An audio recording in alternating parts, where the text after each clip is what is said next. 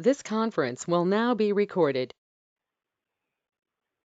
Good afternoon, everyone, and welcome to our monthly free webinar at DW Consulting Solutions. The topic today is Mayday Mayday, is your 2022 momentum crashing? My name is Davey Gabbard. I'm the Vice President of Operations and a DW Consulting Solutions coach. I'm joined today by my partner in crime, Kelly Winter, who is also one of our amazing coaches. And we are really excited to have Beth Wagmeister with us from the WAG group.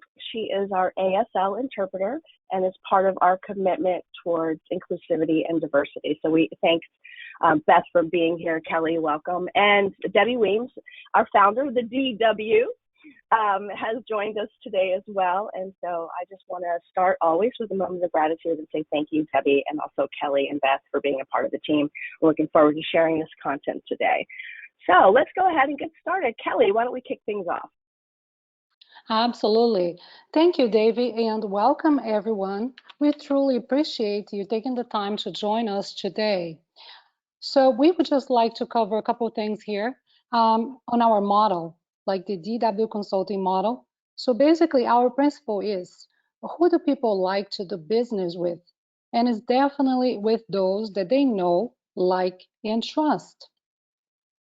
Keep it in mind that 90% of searches are generated based on keywords. So basically that is your expertise. So keeping a complete and optimized profile, you're definitely going to be winning for that one.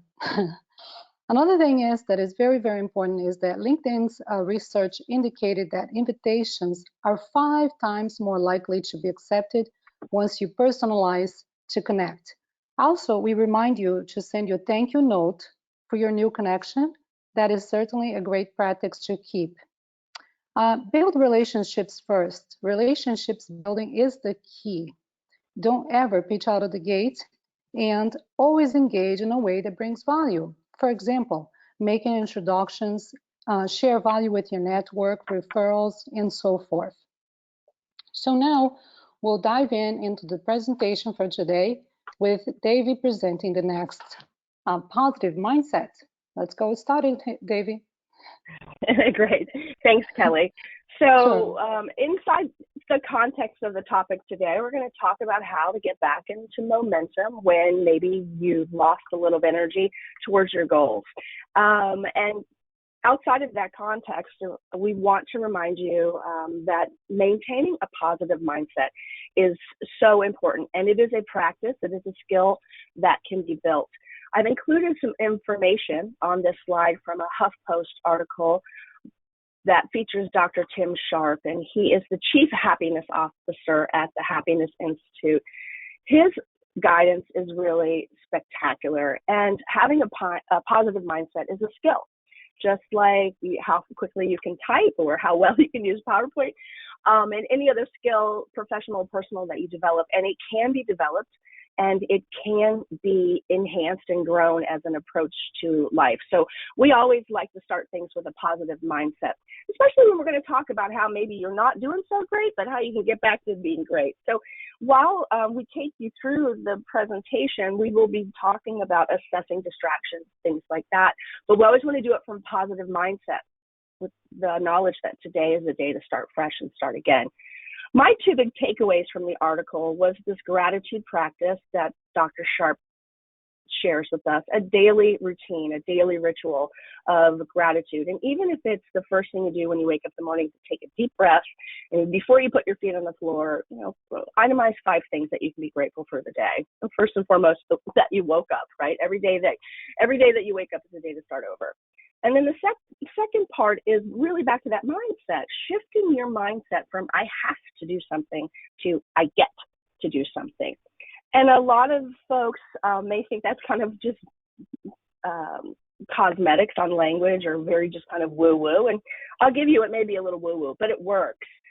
If you're not familiar with the book Power versus Force, I would recommend that you take a look at that as well, because it shows how just making some changes to the words you use in your language can take you from a negative mindset into a positive mindset. So think about it. If you think of something you have to do, and usually when you're like, oh, I have to do this, I have to do that, it's got that ugh and that grudge in the sound of it. But when you say, I get to do this, it suddenly is an opportunity. You know, I don't have to work. I don't have to pay my bills. There will be consequences. I will have no money. I will have no home. I will have no food. But I don't have to do anything but breathe. I get to do everything else. And just that simple word change, I think, can be a big shift in your mindset. I'll encourage you to take a look at that. And maybe in the next week or so, as you're thinking about how you can get back on track with your goals, listen to your language and see how much you're putting on yourself versus opening yourself up to opportunity. So positive mindset, key to everything.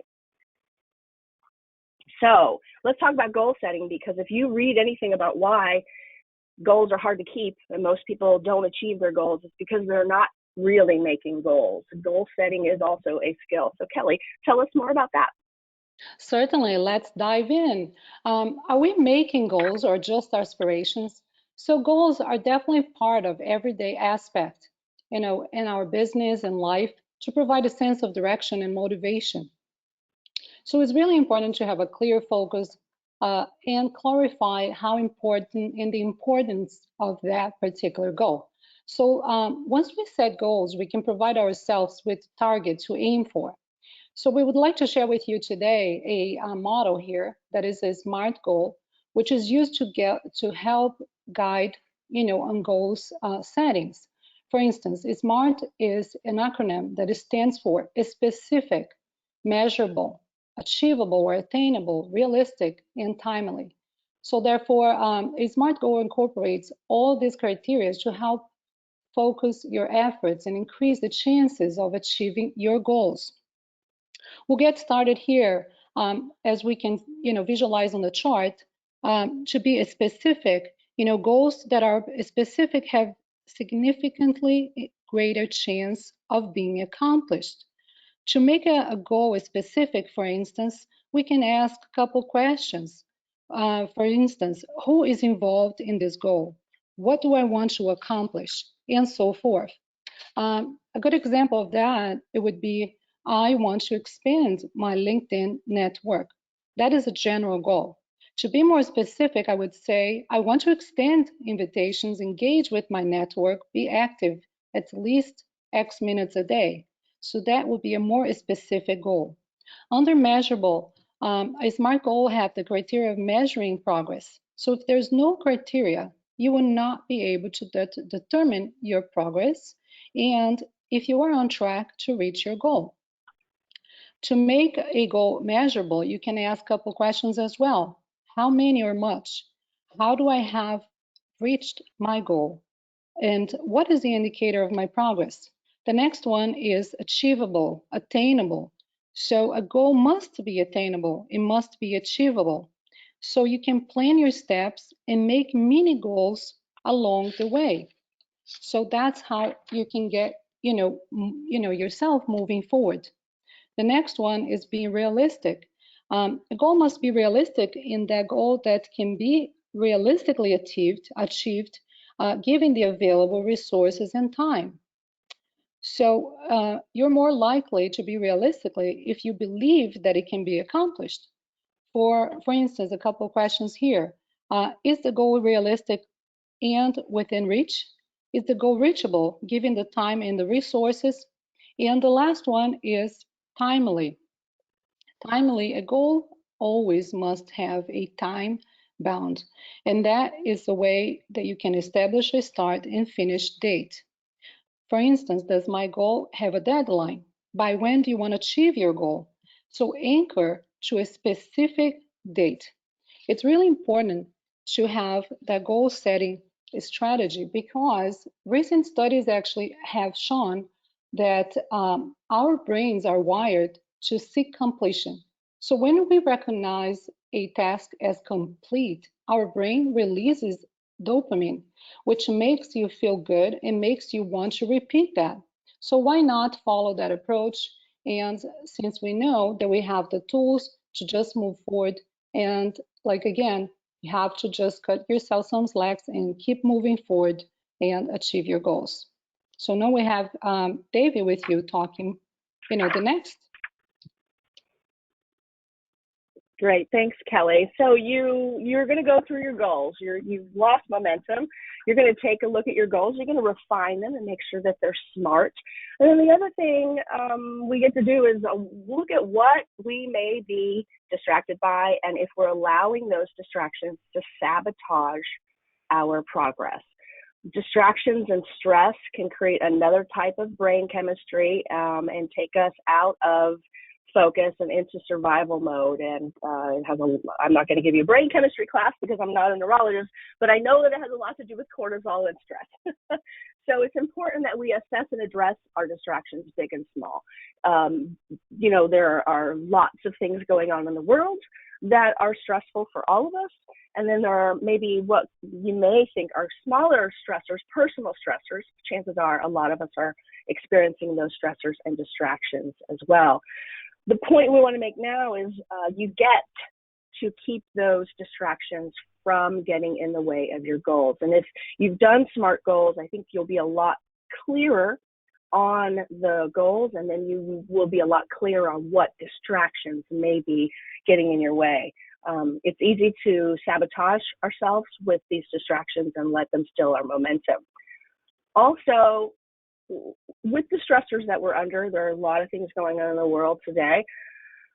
It's easy to start to feel isolated.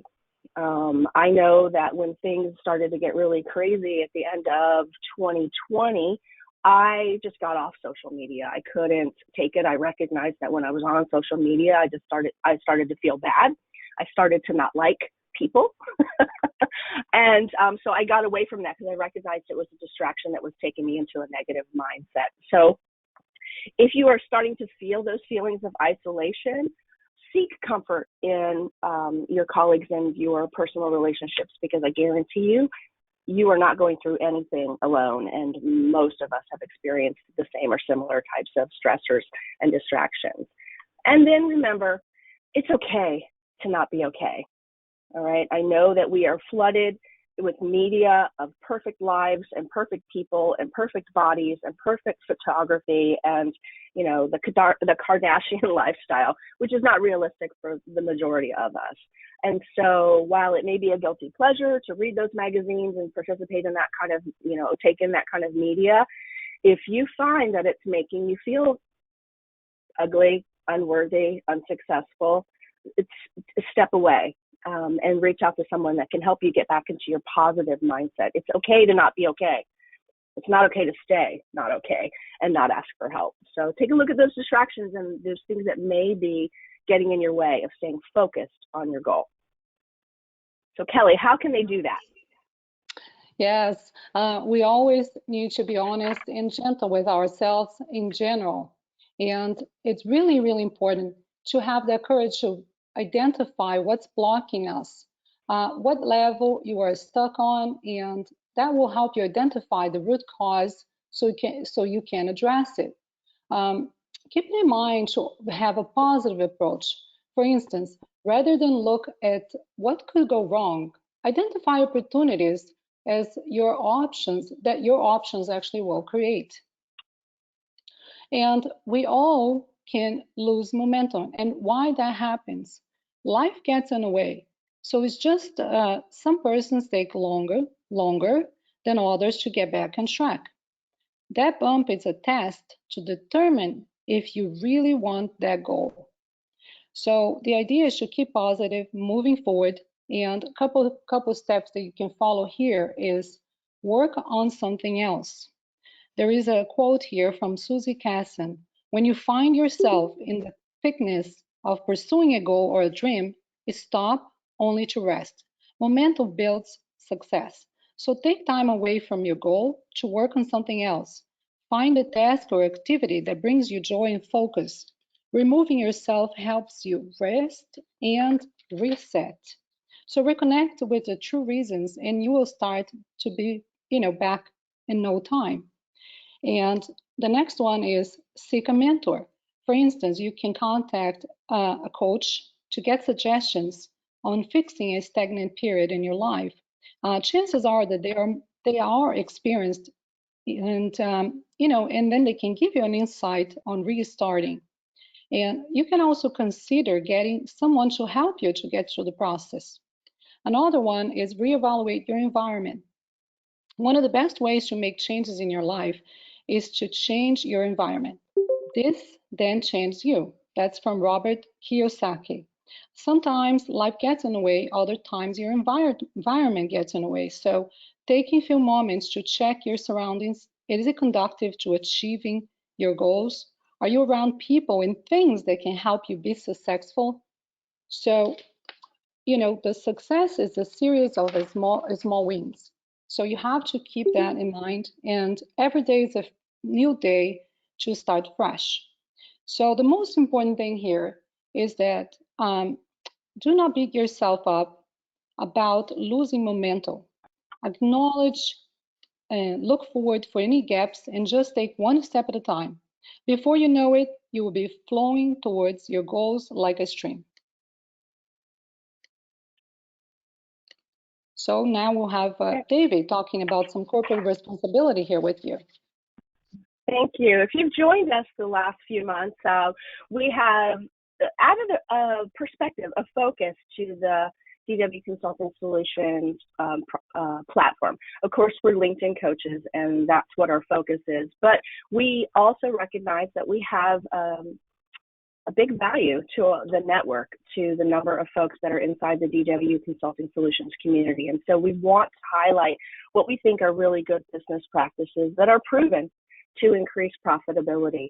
And so corporate social responsibility is a big buzzword right now. And Debbie and I both have backgrounds in nonprofits, so we felt like it was a really good fit for an additional message for us to present to the LinkedIn community. If you have not established a corporate social responsibility plan for your business, big or small, we can all have them, I have included the Adobe Corporate Sustainability Social Report for 2021, and the link in the PDF of the presentation that you will receive can take you there. It is a very comprehensive and robust CSR report. It may be more than is appropriate or would be the first blush for you as a company if you are introducing this as a part of your corporate culture. But I think you should read it. I think it's very impressive, and I think there's a lot of good information in here, and stealing shamelessly is an unspoken core value.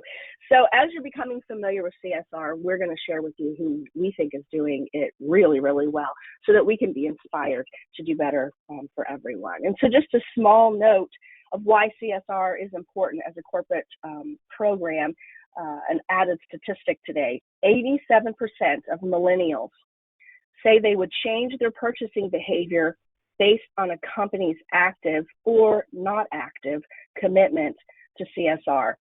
So it's time to pay close attention to that because the millennial generation is a huge market for us. And these facts are true for other generations, but as they are entering their power mode as consumers, I think it's important for us to recognize the importance of the CSR platform. So moving on, Kelly, let's get back on track with our habits. How can we do a better job?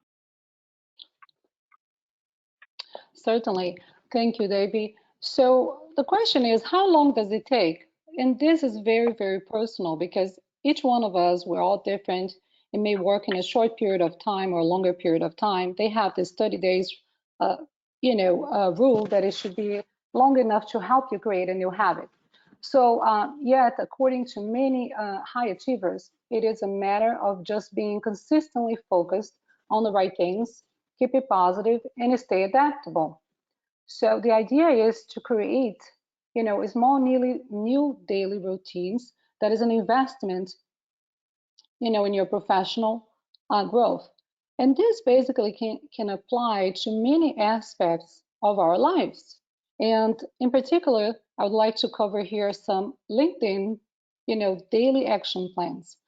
You can, set aside a few minutes a day to log in, in your LinkedIn and scan your feed, interact in a way that will build value, making comments, for instance, liking the page, expanding invitations to connect, and corresponding with your network ask themselves, versus a sales speech, building relationships. Another way you can do that is follow an influencer that inspires you and engage with that content to amplify, inspirational message. To summarize, it takes just a few minutes a day to build new connections, build your brand, and stay connected with your professional network. In addition, later on, along with the recording, we are also going to be sharing a really good strategy on LinkedIn routine checklist that we encourage you to take a look and see if that applies for you or if that can be helpful for you. Since we like just to share that because it's a great way to keep on track with a daily action plan. Here we Great. go. Thanks, Kelly. We have the new next webinar. Yeah, so our next webinar, it will be at the end of May, and as you know, we're heading into June, it's wedding season. So our May webinar is titled How to Use LinkedIn to Marry Your Personal and Professional Brands. Okay, so you're going into LinkedIn every day and you're extending and accepting invitations and building your network. You're commenting and you're liking and you're sharing content, but maybe you don't know how to brand that in a way that pulls both your personal and your professional perspectives together. Now, it's really important to understand that LinkedIn is not Facebook for work. It brings its own set of tools and value propositions. Some folks try to treat LinkedIn like it's Facebook for work. We wish they wouldn't do that. So other folks don't feel comfortable sharing much personal information on LinkedIn because they want to keep it strictly professional. But we want to invite you to go back and look at the know, like, trust perspective on how to build relationships. We are human beings, and you bring the fullness of your experience and your perspective with you when you go to work.